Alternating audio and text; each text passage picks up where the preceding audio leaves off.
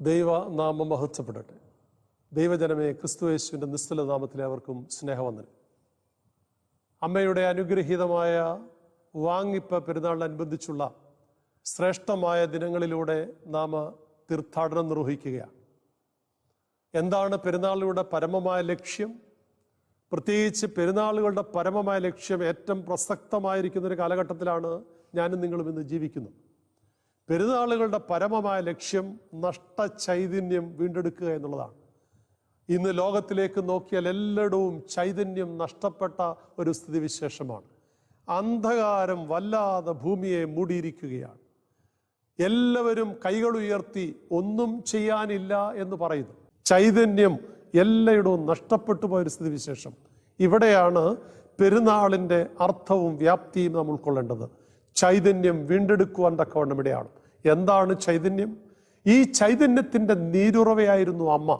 ആരാണ് ശ്രേഷ്ഠൻ എന്ന ചോദ്യത്തിന് ഭാരതീയ ചിന്താധാരകളെ ഉൾക്കൊള്ളുകൊണ്ട് ഗുരു നിത്യചൈതന്യ യതി പറഞ്ഞൊരു വാക്യമുണ്ട്. താൻ ജീവിക്കുന്ന കാലഘട്ടവും ജീവിക്കുന്ന ചുറ്റുപാടും ദീപ്തമാക്കുന്ന വ്യക്തിയാണ് ശ്രേഷ്ഠനെന്ന്. അങ്ങനെയെങ്കിൽ ശ്രേഷ്ഠമായൊരു ജീവിതാനുഭവമായിരുന്നു കന്യാമറിയമിൻ്റേത്. അമ്മ ചൈതന്യത്തിൻ്റെ ഒരു നീരുറവയായിരുന്നു. ചൈതന്യത്തിൻ്റെ ഒരു വറ്റാത്ത നിറകുടവും ഉറവയുമായിരുന്നു കന്യകമറിയാം. തീർച്ചയായിട്ടും ഈ അമ്മയുടെ ചൈതന്യം നമുക്ക് ഉൾക്കൊള്ളുവാൻ തക്കവണ്ണം ഇടയാവണം. അതിനുവേണ്ടി ഞാൻ തിരഞ്ഞെടുക്കുന്നത് കെംത നമസ്കാരത്തിലെ രാത്രി പ്രാർത്ഥനയിൽ 2-ാം കൗമയിലെ ഒരു ബൗസയുണ്ട്. അവിടെ ഇപ്രകാരം പറയുന്നു: ഈ പെരുന്നാളിൽ കർത്താവേ നിൻ കോപത്തെ നീക്കണം. ഈ പെരുന്നാളിൽ കർത്താവെ നിർമ്മലരാകണം ഞങ്ങൾ. 2 കാര്യങ്ങളാണ് പെരുന്നാളിൽ നമുക്ക് സ്വായത്തമാക്കേണ്ടത്. പ്രത്യേകിച്ച് ദൈവകോപം നീങ്ങണം. ഇന്ന് ഞാനും നിങ്ങളുമൊക്കെ നേരിടുന്ന പ്രതിസന്ധി ഞാൻ വിശ്വസിക്കുന്നു ദൈവകോപമല്ലാതെ മറ്റൊന്നുമല്ല. എന്താണ് ദൈവകോപത്തിന് കാരണം? ഇസ്രായേലിൻ്റെ ചരിത്രം നാം പഠിക്കുമ്പോൾ 3 പ്രശ്നങ്ങളായിരുന്നു ദൈവകോപം അവരുടെ മേൽ, അവരുടെ അപജയത്തിന് കാരണമായിട്ടുണ്ടായിരുന്നത്. 1, അവർ സത്യദൈവത്തെ നിഷേധിച്ചു. മോശയോടൊപ്പം യാത്ര ചെയ്ത ജനമാണ്. മോശ ദൈവകൽപ്പന പ്രാപിക്കുവാൻ പോയിച്ചു മടങ്ങി വന്നപ്പോൾ കണ്ട താഴ്വരയിലെ കാഴ്ച ഭയാനവും ഹൃദയഭേദവുമായിരുന്നു. കാളക്കുട്ടി ഉണ്ടാക്കിക്കൊണ്ട് ആരാധിക്കുകയാണ്. ഇന്ന് പലപ്പോഴും ആധുനിക സഭയും സത്യദൈവത്തെ നിഷേധിച്ചുകൊണ്ട് പല കൊച്ചു കാളക്കുട്ടികളുടെ പിന്നാലെ പോവുകയാണ്. വല്ലാത്തൊരു ദുസ്ഥിതിയാണ്. ആധ്യാത്മികതയിൽ ഇത്ര കണ്ട് ശോഷണമുണ്ടായിട്ടുള്ളൊരു കാലഘട്ടം ചരിത്രത്തിൽ ഉണ്ടായിട്ടില്ല. അതെ, സത്യദൈവത്തെ നിഷേധിക്കുന്ന, സത്യ ആരാധനയെ നിഷേധിക്കുന്ന ഒരു ശൈലി വല്ലാതെ രൂപപ്പെടുന്ന, പല കുട്ടി ദൈവങ്ങൾക്ക് പിന്നാലെ കാര്യസാധ്യത്തിന് വേണ്ടി പ്രോസ്പെരിറ്റി ഗോസ്പലിൻ്റെ പിന്നാലെ ഓടുന്ന ഒരു യാത്ര നമുക്ക് കാണാനായിട്ട് സാധിക്കും. അതെ, ദൈവകോപത്തിനിടയാക്കുന്ന 1-ാമത്തെ കാരണം അതാ. 2, അസാൻമാർഗികതയിൽ ജീവിച്ചു എന്നുള്ളതാണ്. അവരുടെ ദുർനടപ്പാണ്, ജീവിതത്തിൻ്റെ മൂല്യച്യുതി. ഒരുപക്ഷെ ഇന്നിൻ്റെയും സത്യവും യാഥാർത്ഥ്യവുമാണ്. ആർക്കും ആരെയും തിരിച്ചറിയാൻ മേലാത്ത അവസ്ഥ, ജീവിത പങ്കാളിയെ തിരിച്ചറിയാൻ കഴിയാത്ത അവിശ്വസ്തതയിൽ ജീവിക്കുന്ന കുടുംബങ്ങൾ, മക്കൾ മാതാപിതാക്കളെ തിരിച്ചറിയാതെ ജീവിക്കുന്ന ദുസ്ഥിതി, ആത്മീയ പിതാക്കന്മാരെ തിരിച്ചറിയാത്ത സഭാവിശ്വാസ സമൂഹം, ഇതൊക്കെ ഇന്നിൻ്റെ ചിത്രമാണ്. എല്ലായിടങ്ങളിലും ഒരുപോലെ മൂല്യച്യുതി സംഭവിച്ചിരിക്കുന്ന വല്ലാത്ത ദശാസന്ധിയിലൂടെയാണ് ഇന്നത്തെ ആധുനിക തലമുറയും സമൂഹവും കടന്നു പോകുന്നത്. 3-ാമത് അവരുടെ പരാജയത്തിൻ്റെ കാരണം സമ്പത്തിൽ അമിതമായി അവർ ആശ്രയിച്ചു എന്നുള്ളതാണ്. ഒരുപക്ഷെ ആധുനിക സമൂഹത്തിൻ്റെ ചുവർചിത്രവും നമുക്ക് തരുന്ന നേർക്കാഴ്ച മറ്റൊന്നല്ല. ഇന്ന് എല്ലാം വിസ്മരിച്ചുകൊണ്ട് ആര് നശിച്ചാലും വേണ്ടില്ല, എൻ്റെ കീശ നിറയണമെന്നുള്ള ചിന്തയോടെ ഭൗതികതയുടെ വല്ലാത്ത നീരാളിപ്പിടുത്തത്തിൽ ജീവിക്കുന്ന ഒരാധുനിക തലമുറയും സമൂഹത്തെയുമാണ് നമുക്ക് ചുറ്റും കാണുവാനായിട്ട് സാധിക്കുന്നത്. ഞാൻ പറഞ്ഞു വരുന്നത്, ദൈവകോപത്തിന് ഇസ്രായേലിൻ്റെ ജീവചരിത്രത്തിൽ അത് കാരണമായെങ്കിൽ ഈ പ്രശ്നങ്ങൾ തന്നെയാണ് ആധുനിക സമൂഹത്തിലും. ദൈവകോപം, ദൈവബന്ധം അവൻ്റെ നശിച്ചു. പരസ്പരമുള്ള ബന്ധത്തിൽ വല്ലാതെ വിള്ളൽ വീണു. പ്രകൃതിയെ സ്നേഹിക്കേണ്ടതിനും കരുതേണ്ടതിനും പകരം പ്രകൃതിയെ മനുഷ്യൻ വല്ലാതെ ചൂഷണം ചെയ്തു. എല്ലാ താളങ്ങളും ക്രമങ്ങളും അടുക്കും ചിട്ടയും എല്ലാം അവതാളത്തിലായപ്പോൾ ഒരു പുനഃസ്ഥാപനം വേണം. സങ്കീർത്തനക്കാരൻ പറയുന്നത് പോലെ, ദൈവമേ ഞങ്ങളെ യഥാസ്ഥാനപ്പെടുത്തണമേ. പ്രകൃതിയെ യഥാസ്ഥാനപ്പെടുത്തുവാൻ, പ്രപഞ്ചത്തെ യഥാസ്ഥാനപ്പെടുത്തുവാൻ, ദൈവജനത്തെ, സൃഷ്ടിയെ യഥാസ്ഥാനപ്പെടുത്തുവാൻ ദൈവം ഒരുക്കുന്ന പദ്ധതിയാണ്. ഒരുപക്ഷെ അത് ദൈവകോപമായിട്ട് തന്നെയാണെങ്കിൽ അതിനെ തെറ്റിദ്ധരിക്കുവാൻ നമുക്ക് സാധിക്കില്ല. പിതാക്കന്മാർ അങ്ങനെ കാണുന്നെങ്കിൽ അതിനെ നമുക്ക് നിഷേധിക്കാൻ കഴിയില്ല. ഇത് ദൈവകോപം തന്നെയാണ്. എന്നാൽ ഈ കോപത്തിൽ നിന്നുള്ള വിടുതലിനായി പ്രാർത്ഥിക്കുന്ന സന്ദർഭമാണ്. അമ്മയോടുള്ള ഈ പെരുന്നാളിൽ നമുക്ക് വേറെ അജണ്ടയൊന്നും വേണ്ട. വ്യക്തി സ്വകാര്യ സാധ്യതകളൊന്നുമല്ല നമുക്ക് കാണേണ്ടത്. ദൈവകോപം ഈ പ്രപഞ്ചത്തിൽ നിന്ന് മാറണം. ദൈവകോപം എൻ്റെ സഭയിൽ നിന്ന് മാറണം. ദൈവകോപം എൻ്റെ കുടുംബത്തിൽ നിന്ന് മാറണം. എൻ്റെ തലമുറ ശാപമുക്തമാകണം. അതുകൊണ്ട് പ്രാർത്ഥിക്കുവാൻ തക്കവണ്ണം ഇടയാവട്ടെ. പെരുന്നാളിൻ്റെ പരമപ്രധാനമായ ലക്ഷ്യവും മറ്റൊന്നല്ല, ഈ കൃപ, പ്രത്യേകിച്ച് ഈ ചൈതന്യം വീണ്ടെടുക്കുവാൻ തക്കവണ്ണം, ഈ അനുഗ്രഹങ്ങളെ വീണ്ടെടുക്കുവാൻ തക്കവണ്ണം, ഈ നന്മ തിരികെ ലഭിക്കുവാൻ തക്കവണ്ണം നമുക്ക് സാധിക്കണം. അല്ലെങ്കിൽ അത് പരാജയത്തിലേക്ക് നയിക്കുമെന്നുള്ളതിന് യാതൊരു സംശയവുമില്ല. ഈ പ്രതിസന്ധികളിൽ നമുക്ക് കൂടുതൽ ദൈവത്തോട് ചേർന്ന് ഈ പെരുന്നാളിൽ നമ്മുടെ നാവുകളിൽ നിന്ന് ഉച്ചരിക്കുന്ന മന്ത്രം മറ്റൊന്നല്ല, ദൈവമേ ഈ കോപത്തെ നീക്കണം. പ്രതിസന്ധികളിൽ പ്രത്യേകിച്ച് ചരിത്രം മുഴുവൻ പഠിപ്പിക്കുന്നതാ. എവിടെ പ്രതിസന്ധികൾ വർദ്ധിച്ചു, എവിടെ മൂല്യച്യുതി ഉണ്ടായോ, എവിടെ മനുഷ്യൻ ദൈവത്തിൽ നിന്ന് അകന്നോ, എവിടെ മനുഷ്യൻ സ്വയത്തിൽ ആശ്രയിച്ചോ, അവിടെയൊക്കെ അപജയമാണ്. അതുകൊണ്ട് ഒരാത്മപരിശോധനയുടേത്. ദൈവമേ, കോപത്തിന് ആധാരമായ എന്തെങ്കിലും എന്നിലുണ്ടോ? നിന്നെ മറന്ന് ഞാൻ ജീവിച്ചിട്ടുണ്ടോ? നിന്റെ ഹിതമല്ലാത്ത മൂല്യച്യുതി, അധാർമികത എന്നിൽ വന്നു പോയിട്ടുണ്ടോ? പാകപ്പിഴകൾ. അതുകൊണ്ടാണ് ശലോമോൻ പ്രത്യേകിച്ച് സദൃശ്യവാക്യങ്ങളിൽ പറയുന്നുണ്ട്, ലംഘനം മറച്ചു വെക്കുന്നവന് ശുഭം വരികയില്ല, ഏറ്റുപറഞ്ഞുപേക്ഷിക്കുന്നവന് കരുണ ലഭിക്കും. അതുകൊണ്ട് ദൈവത്തോട് മാപ്പിരക്കുവാനുള്ള സന്ദർഭമാണ്. അമ്മയുടെ ഈ പെരുന്നാളിൽ, ചൈതന്യത്തിൻ്റെ ഉറവിടവും നിറകുടവുമായ അമ്മയുടെ ഈ പെരുന്നാളിൽ ഈ ചൈതന്യം വീണ്ടെടുക്കുവാനായി നമുക്ക് ഒന്നാമത് ചെയ്യേണ്ടത് ഇതാണ്: ദൈവസന്നിധിയിൽ ദൈവത്തിൻ്റെ കോപത്തെ നീക്കിക്കളയുവാൻ തക്കവണ്ണമുള്ള ഒരു പ്രാർത്ഥന മന്ത്രം ഉരുവിടുവാൻ തക്കവണ്ണം ഇടയാവണം. അതിന് മാർഗം ഒന്നേ ഉള്ളൂ, അത് കണ്ണുനീരിൻ്റെ വഴിയാണ്. ആ കണ്ണുനീരിൻ്റെ വഴിയാണ് പാപത്തിൽ നിബദിച്ചു പോയപ്പോൾ ദാവീദ് തമ്പുരാനോട് നിലവിളിക്കുന്ന നിലവിളിയുടെ രോദനത്തിൻ്റെ മാറ്റുലിയാണ് 51-ാം സങ്കീർത്തനത്തിൽ കാണുന്നത്. നിന്നോട് തന്നെ ഞാൻ പാപം ചെയ്തു എന്ന് പറയുകയാണ്. അവസാനം പറയുക, ഹനനയാഗം നീ ഇച്ഛിക്കുന്നില്ല, ഹോമയാഗത്തിലൊട്ടും നിനക്ക് പ്രസാദവുമില്ല. പിന്നെ എന്താ നീ പ്രസാദിക്കുന്നത്? ഒന്നേ ഉള്ളൂ, തകർന്നും നുറുങ്ങിയുമുള്ള ഹൃദയം നീ നിരസിക്കുന്നില്ല. ദൈവമേ, ഈ കോപത്തെ നീക്കുവാൻ തകർന്ന ഹൃദയത്തോടെ, നുറുങ്ങിയ ഹൃദയത്തോടെ, ദാവീദിനെ പോലെ വ്യക്തിപാപത്തിനു വേണ്ടി, സമൂഹത്തിൻ്റെ പാപത്തിനു വേണ്ടി, സഭയുടെ പാപത്തിനു വേണ്ടി, ലോകത്തിൻ്റെ പാപത്തിനു വേണ്ടി മാപ്പിരന്നുകൊണ്ട് കണ്ണുനീരോടെ നമുക്ക് വരുവാൻ സാധിക്കട്ടെ. തള്ളിപ്പറഞ്ഞ പത്രോസിനെ മടക്കിയെടുക്കുവാൻ, ശിഷ്യത്വത്തിലേക്ക് തിരിച്ചു കൊണ്ടുവരുവാൻ പത്രോസിനിടയായത് മറ്റൊന്നല്ല, തൻ്റെ അനുതാപമാണ്. അങ്ങനെയെങ്കിൽ കണ്ണുനീരിനൊപ്പം അനുതാപത്തിൻ്റെ അനുഭവത്തിലേക്ക് ഒരു മടങ്ങി വരവ് നമുക്ക് പ്രാർത്ഥിക്കുവാനായിട്ട് സാധിക്കണം.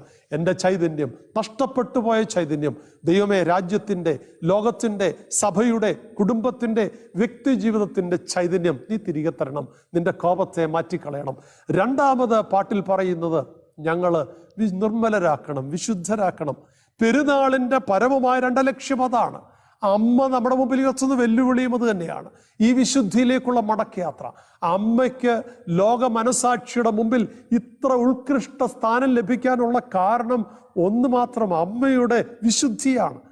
അതോടൊപ്പം ചേർത്ത് വയ്ക്കാൻ അമ്മയുടെ വിനയമാണ്. 3, ദൈവത്തോടുള്ള വിധേയത്വമാണ്. അതിലേറ്റവും മുമ്പിൽ നിൽക്കുന്നത് വിശുദ്ധിയാണ്. അമ്മയെ തിരഞ്ഞെടുത്തതിൻ്റെ കാരണം അതാ, ഇത്ര വിശുദ്ധി.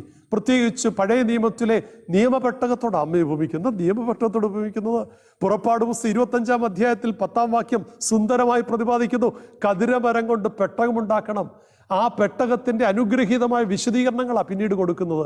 എന്താ പറയുന്നത്? നീളവും വീതിയൊക്കെ ഞാൻ വിശദീകരിക്കുന്നില്ല, ഇവിടെ വിസ്താര ഭയത്താൽ ഞാൻ വിടുകയാണ്. പക്ഷെ പിന്നീടൊന്ന് പറയുന്നുണ്ട്, അതിൻ്റെ അകവും പുറവും പൊന്നുകൊണ്ട് പൊതിയണം, അതിൻ്റെ അകവും പുറവും തങ്കം കൊണ്ട് പൊതിയണം. ഈ തങ്കം കൊണ്ടെന്തിനാ പൊതിയുന്നത്?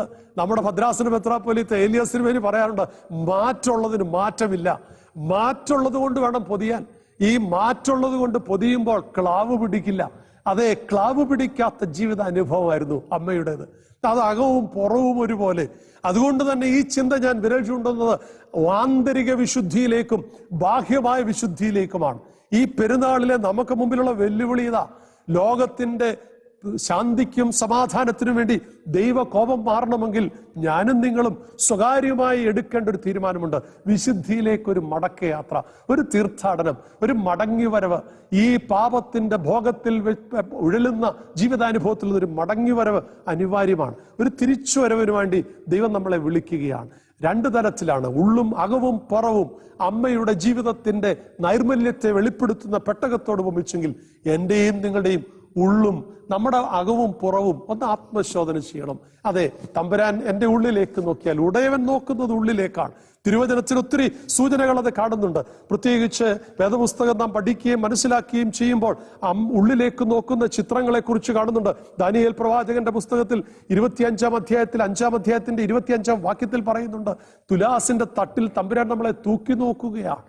അതുപോലെ തന്നെ പ്രത്യേകമായിട്ട് പറയുന്നുണ്ട്, ദാവീദിനെ തിരഞ്ഞെടുക്കുവാൻ ശമൂവേൽ പ്രവാചകൻ ആളയക്കുന്ന ഉടനെ പ്രത്യേകമായിട്ട് പറയുന്നുണ്ട്, മനുഷ്യൻ പുറമെയാണ് നോക്കുന്നത്, യഹോവയായ ദൈവം ഉള്ളിലേക്കാണ് നോക്കുന്നത്. ഉള്ളിലേക്ക് ദൈവം നോക്കുമ്പോൾ, ഉടയവൻ ഉള്ളിലേക്ക് നോക്കുമ്പോൾ ഉള്ളതുപോലെ അറിയുന്നവനാ.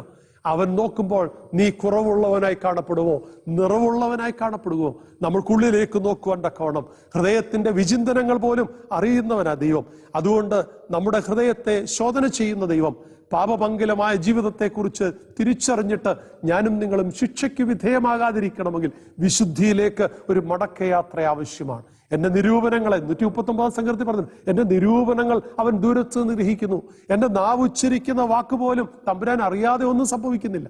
അങ്ങനെയെങ്കിൽ ദൈവത്തിന്റെ സന്നിധിയിൽ എനിക്ക് നീതീകരണം ലഭിക്കുന്ന ഒരു ജീവിതാനുഭവമാണോ?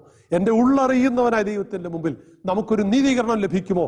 ആത്മശോധന ചെയ്യുവാൻ തക്കവണ്ണം ഇവിടെയാണ് നിസായിലെ ഗ്രിഗോറിയോസ് ക്രൈസ്തവ ജീവിതത്തെക്കുറിച്ച് സുന്ദരമായി പ്രതിപാദിക്കുന്നത്. അദ്ദേഹം പറയുന്നുണ്ട്, നിസായിലെ ഗ്രിഗോറിയോസിന്റെ സൂചന, Christian life is N illuminated life. ഒരു തേജസ്സുറ്റ ജീവിതമാണ്. അതെ, എന്റെയും നിങ്ങളുടെയും ജീവിതം തേജസ്സുണ്ടോ? ഇന്ന് വെളിച്ചം മങ്ങിപ്പോയെന്നല്ല, ഇരുട്ട് കട്ട പിടിക്കുന്ന ജീവിതാനുഭവങ്ങളാണ് പലപ്പോഴും നമുക്ക് കാണുവാൻ സാധിക്കുന്നത്. ഒപ്പം നാം കാണേണ്ട വിശുദ്ധിയുടെ ഒരു തലമാണ് മനുഷ്യ ശരീരം. ഇത് ദൈവത്തിന്റെ വരദാനമാണ്. അതുകൊണ്ടാണ് സങ്കീർത്തനക്കാരൻ 127:3 പറയുന്നത്, മക്കൾ യഹോവ തരുന്ന അവകാശമാണ്, ഉദരഫലം അവൻ തരുന്ന പ്രതിഫലമാണ്. 139 സങ്കീർത്തനം 15-ാം വാക്യത്തിൽ, അമ്മയുടെ ഉദരത്തിൽ കേവലം ഒരു ഭിണ്ണാകാരമായിരുന്നപ്പോൾ നിന്റെ കണ്ണ് എന്നെ കണ്ടു. അമ്മയുടെ ഉദരത്തിൽ എന്നെ മിടഞ്ഞവൻ നീയാണെന്നാണ് 13-ാം വാക്യത്തിൽ പറയുന്നത്. അങ്ങനെയാണെങ്കിൽ സൃഷ്ടിയുടെ ഉടയവൻ ദൈവമാണ്, എന്നെ നിർമ്മിച്ചവൻ ദൈവമാണ്, ഈ ഭൂമുഖത്താക്കിയവൻ ദൈവമാണ്. അങ്ങനെയെങ്കിൽ ദൈവത്തിന്റെ മുമ്പിൽ ഒരു അക്കൗണ്ടബിലിറ്റി എനിക്കുണ്ടാവണം. എന്താണ് അക്കൗണ്ടബിലിറ്റി? നന്മയോടെ ജീവിക്കുന്നു എന്ന് ഉറപ്പുവരുത്തുവാൻ സാധിക്കണം. അതുകൊണ്ടാണ് പൂർവ്വപിതാക്കന്മാർ ഒരു കുഞ്ഞു ശിശു ജനിച്ചു കഴിയുമ്പോൾ തന്നെ അവനെ വിശുദ്ധിയുടെ പൂർണ്ണതയിലേക്ക് വളർത്തുന്ന ഒരു കൗദാശിക അനുഭവത്തിലേക്ക് കയറ്റിവിടുന്നത്. വിശുദ്ധ മാമോദീസായിലൂടെ മൂറോൻ അഭിഷേകത്തിലൂടെയൊക്കെ അവനെ കടത്തിക്കൊണ്ടുപോകുമ്പോൾ വിശുദ്ധിയുടെ പൂർണ്ണതയിലേക്ക് ജീവിപ്പാൻ ദൈവം ആഗ്രഹിക്കുന്നത്. ഈ വിശുദ്ധിയുടെ പൂർണ്ണതയെക്കുറിച്ചുള്ള വലിയ തിരിച്ചറിവോടെയാണ് പൗലോസ് അപ്പോസ്തലൻ 1 കൊരിന്ത്യർ ലേഖനം 3-ാം അധ്യായം 16-ാം വാക്യത്തിൽ സൂചിപ്പിക്കുന്നുണ്ട്, നിങ്ങൾ ദൈവത്തിന്റെ മന്ദിരമെന്നും ദൈവത്തിന്റെ ആത്മാവ് നിങ്ങളിൽ വസിക്കുന്നുവെന്നും അറിയുന്നല്ലോ. You are the temple of God and God spirit dwells in you. ദൈവാത്മാവ് വസിക്കുന്ന ഇടമാ ഈ ശരീരം. എത്ര പേർക്ക് തിരിച്ചറിവുണ്ട്? ദൈവത്തിന്റെ ആത്മാവ് വസിക്കുന്ന ഇടമാണ് ഈ ഒരു ബോധ്യം. ഒരുപക്ഷെ മദ്യപാനാസക്തിയിൽ തകർന്നടിയുന്ന വ്യക്തിത്വങ്ങൾ ആത്മശോധന ചെയ്യണം. ജീവിതത്തിന്റെ വിശുദ്ധിയും നിർമ്മലതയും കാറ്റിൽ പറത്തിക്കൊണ്ട് ഭോഗാസക്തിക്ക് മുമ്പേ മനുഷ്യൻ വല്ലാതെ ഉഴലുമ്പോൾ തിരിച്ചറിയണം, ഇത് ദൈവത്തിന്റെ മന്ദിരമാണ്. അതുകൊണ്ട് ആ 2-ാം ഭാഗത്ത് പറയുന്നുണ്ട്, ദൈവമന്ദിരം നശിപ്പിച്ചാൽ, അത് മദ്യാസക്തി കൊണ്ട്, ഭോഗാസക്തി കൊണ്ട്, ജീവിതത്തിന്റെ വല്ലാത്ത ദൂർത്തുകൊണ്ടൊക്കെ നശിപ്പിച്ചാൽ ദൈവം നിന്നെ നശിപ്പിക്കുമെന്ന് പറയും. അതുകൊണ്ട് നാം നശിച്ചു പോകാതിരിക്കണമെങ്കിൽ ഈ ജീവിതത്തിന്റെ നിർമ്മലതയും വിശുദ്ധിയും പാലിപ്പാൻ തക്കവണ്ണം ഇടയാവണം. അനുതാപത്തിലൂടെ 2 വഴികളാണ് നമുക്ക് കാട്ടിത്തന്നത്. അനുതാപത്തിന്റെ വഴി, കണ്ണുനീരിന്റെ വഴിയിലൂടെ ദൈവകോപം നീങ്ങിപ്പോകുകയും വിശുദ്ധിയിലേക്ക് മടക്കയാത്രയും ചെയ്യുമ്പോൾ തീർച്ചയായിട്ടും അമ്മയുടെ പെരുന്നാളിൽ അമ്മ തന്നെയാണ് ഏറ്റവും, പ്രത്യേകിച്ചൊരു അധ്യാപകൻ എന്ന നിലയിൽ പഠിപ്പിക്കുമ്പോൾ സാധാരണ ചെയ്യുന്ന കാര്യമാണ്. തിയറി പഠിപ്പിച്ചാൽ പ്രാക്ടിക്കൽ ഉണ്ട്. ഇത് കൃത്യമായ ഉദാഹരണമാണ്. ഇവിടെ മറ്റു വേറെ ഉദാഹരണമൊന്നും വേണ്ട, അമ്മയാണ് ഇതിന് ഉദാഹരണം. വിശുദ്ധി ലോകത്തിന്റെ മുഴുവൻ ദൈവ കോപത്തിൽ നിന്ന് വിടുതലിന് വേണ്ടി അമ്മ സ്വയം പരിത്യാഗം ചെയ്യുന്ന അനുഭവമാണ് നാം ഈ ദിവസങ്ങളിൽ ധ്യാനിക്കുന്നത്. വീണ്ടും അമ്മയുടെ വിശുദ്ധി കൊണ്ട് ഈ ലോകത്തിന് ഒരു പുതിയ വെളിച്ചമാണ് നമുക്ക് പകർന്നു തന്നത്. അങ്ങനെയെങ്കിൽ ലോകത്തെ വെളിച്ചം കൊണ്ട് വെളിച്ചം കൊണ്ട് നിറയ്ക്കണ്ട, നീ സഭയെ മുഴുവൻ നിറയ്ക്കണ്ട. നിന്റെ കൊച്ചു കുടുംബത്തിൽ ഒരു ചെറിയ തിരുനാളമായി, ഒരു ശോഭയുള്ള തിരുനാളമായി തീരാൻ സാധിക്കുമോ? ഞാൻ എൻ്റെ വാക്ക് നിർത്തുകയാണ്. 2 കാര്യങ്ങളാണ് ഈ അനുഗ്രഹീതമായ ഗീതം നമ്മുടെ മുമ്പിൽ ഉയർത്തുന്നത്. ദൈവത്തിന്റെ കോപം നീങ്ങണം. പെരുന്നാളിന്റെ ആത്യന്തിക ലക്ഷ്യം ദൈവചൈതന്യം വീണ്ടെടുക്കുന്നതാണെങ്കിൽ ആ ചൈതന്യം വീണ്ടെടുക്കുവാൻ ഈ പെരുന്നാളിൽ നാം പ്രാർത്ഥിക്കേണ്ടത്, തമ്പുരാനെ നിന്റെ കോപം ഞങ്ങൾ നീക്കിക്കളയണം. അത് വഷളത്വം പെരുകിയതുകൊണ്ടാവാം, അത് സത്യദൈവത്തെ നിഷേധിച്ചതുകൊണ്ടാകാം, സമ്പത്തിൽ അമിതമായി ആശ്രയിച്ചുകൊണ്ടാവാം. എന്താണെന്ന് സ്വയം കണ്ടെത്തണം. കോപം മാറാൻ നാം സ്വയം ആത്മശോധന ചെയ്ത് ദൈവത്തിന്റെ മുമ്പിൽ മാപ്പിരക്കണം. 2ാം ഭാഗത്ത് പറയുന്ന ഇതാണ്, വിശുദ്ധിയിലേക്കുള്ളൊരു മടങ്ങി വരവ്. ദൈവത്തിന്റെ മന്ദിരമാണ് ഞാനെന്നുള്ള തിരിച്ചറിവോട് ഒരു മടങ്ങി വരവ്. അങ്ങനെ വിശുദ്ധിയുടെ പൂർണ്ണതയിലേക്ക് വരുമ്പോൾ തീർച്ചയായിട്ടും അമ്മയുടെ ജീവിതാനുഭവത്തോട് ഒന്ന് ചേർന്ന് നിൽക്കാൻ, ഒരു നിഴലായിട്ട് നിൽക്കാൻ നമുക്കും സാധിക്കും. ആ വിശുദ്ധിയുടെ ചൈതന്യം കൊണ്ട് നിറയുന്നതാവട്ടെ ഈ വർഷത്തെ പെരുന്നാൾ ആഘോഷം, ഈ ധ്യാനങ്ങളെന്ന് ഞാൻ ആശംസിക്കുകയാണ്. ലഭിച്ച അവസരത്തിനായിട്ട് ദൈവനാമത്തെ സ്തോത്രം ചെയ്യുകയാണ്. ഈ പെരുന്നാളിന്റെ സമാപ്തിയിൽ ഓഗസ്റ്റ് 15-ന് അമ്മയുടെ പെരുന്നാളിന് തിരശ്ശീല വീഴുമ്പോൾ, അമ്മയുടെ വാങ്ങിപ്പ് പെരുന്നാളിന് തിരശ്ശീല വീഴുമ്പോൾ, അതെ, അമ്മയെ അടക്കിയ പ്രദേശത്ത് അടക്കത്തിന് ശേഷം മറ്റുള്ളവർ പോയി കാണുമ്പോൾ ശരീരമല്ല കണ്ടത്, ഒരു കൈനിറയെ പുഷ്പങ്ങൾ, വെളുത്ത പുഷ്പങ്ങൾ കണ്ടു എന്ന് പറയും. അത് അമ്മയുടെ വിശുദ്ധിയുടെ പ്രതീകമാണ്. ഞാനും നിങ്ങളും അതിലൊരു ചെറുപുഷ്പമായിട്ട് തീരാൻ സാധിക്കുമോ? അമ്മയുടെ സാമീപ്യത്തിലെ ഒരു ചെറിയ നറുപുഷ്പമായി, നൈർമല്യമുള്ള പുഷ്പമായി തീരുവാൻ സാധിക്കുമോ? അതിന് ഈ പെരുന്നാൾ ആഘോഷങ്ങളും ഈ നോമ്പാചരണങ്ങളും തീരട്ടെ എന്ന പ്രാർത്ഥനയോട് ലഭിച്ച അവസരത്തിന് ദൈവനാമത്തെ സ്തോത്രം ചെയ്തുകൊണ്ട് വാക്ക് നിർത്തുന്നു.